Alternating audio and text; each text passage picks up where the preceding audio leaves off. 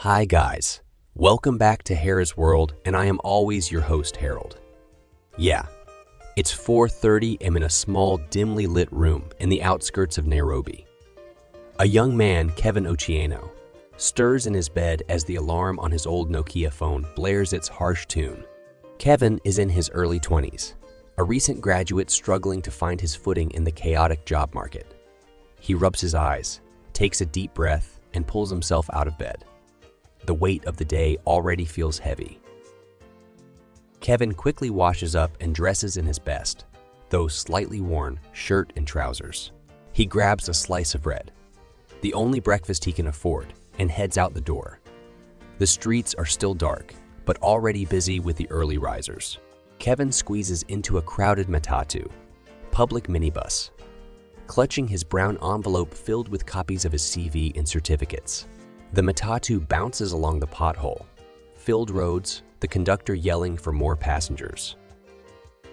Kevin spends the day walking from one office to another in Nairobi's Kibi, dropping off his CV at every potential employer. He attends interviews, some promising, some dismissive. At one point, he's asked to pay a processing fee for a job that doesn't seem legitimate. He declines, though it hurts to walk away from what might be a chance, however slim, at employment. The sun is high and unforgiving, and Kevin's shirt is soaked with sweat. But he keeps going, determined not to return home empty-handed. As the day drags on, Kevin finds himself in a small cafe, counting his remaining coins for a cup of tea.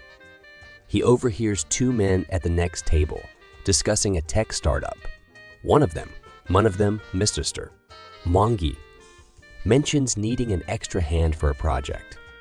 Kevin's ears perk up, and despite his exhaustion, he gathers the courage to approach them. "Excuse me, I couldn't help but overhear." Mr. Mwangi looks Kevin up and down, noting his tired eyes but determined expression. "Do you know anything about coding?" he asks.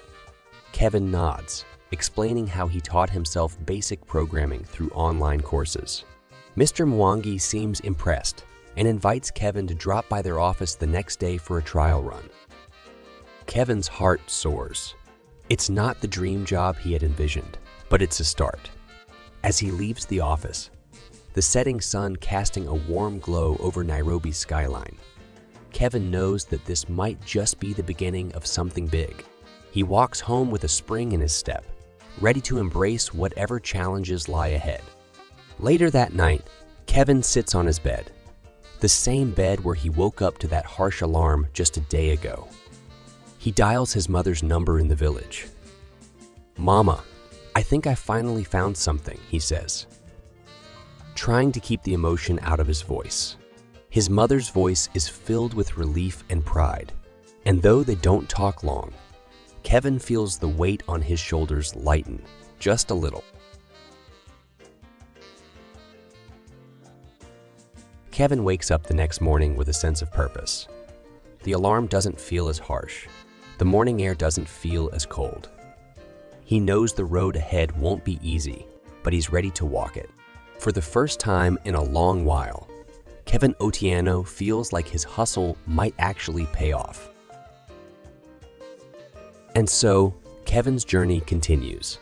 A young Kenyan man in search of his place in the world, armed with nothing but his determination and the belief that better days are coming. And that's a wrap on today's episode of the Chronicles of a Hustling Young Kenyan. Life in Kenya can be a wild ride, but it's those challenges that make us who we are. Thanks for sticking with me on this journey. If you vibed with today's story, make sure to hit that like button, share with your crew, and of course, subscribe for more raw and real content from Hera's World. Stay strong, stay hustling, and until next time, keep it 100.